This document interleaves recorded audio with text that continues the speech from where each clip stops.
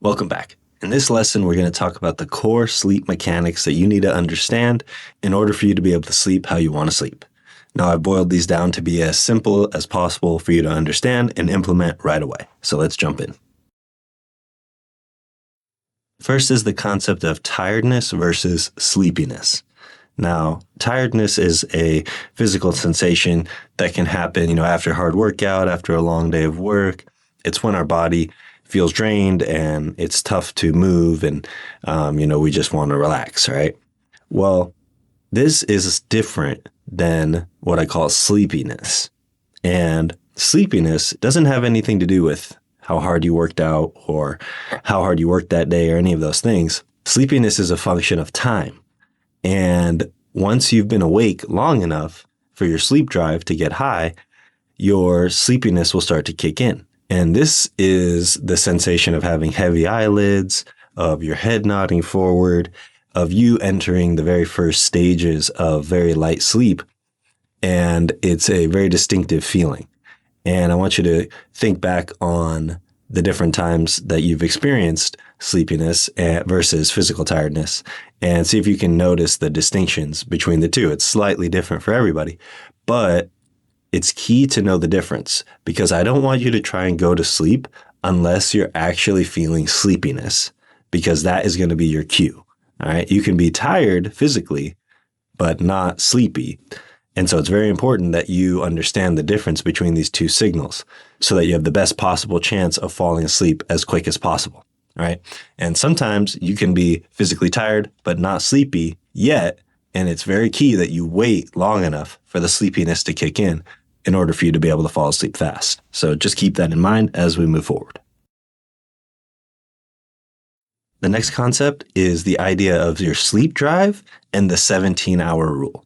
So like I've been saying, sleep drive is a process that happens throughout the day from the moment you wake up till the moment you fall asleep. And as the day goes on, your brain is accumulating byproducts and chemicals and things that eventually it needs to clear out.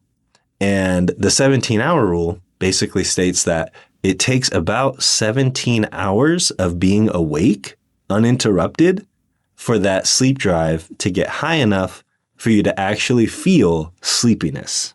So what happens here is a lot of times when we have insomnia and we can't sleep well, we think, oh, well, you know what? I'm going to try to go to bed early the next day, right? To catch up on sleep. Or I'm going to take a nap to recover my energy.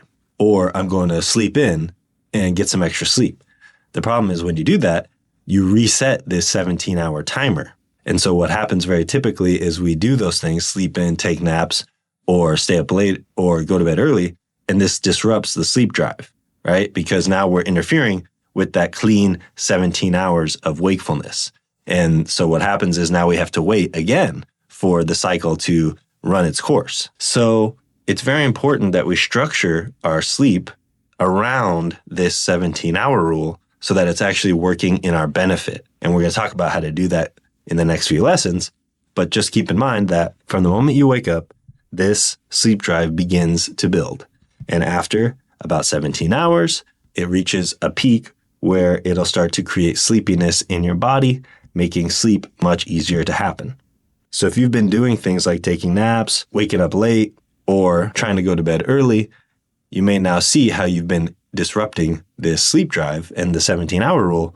And now what we're going to do is we're going to take this natural process that your body is already doing, and we're going to use it in a way that actually helps you.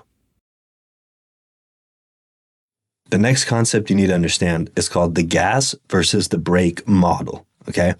And this is a very easy way to illustrate how all the concepts that you've learned so far interact with each other.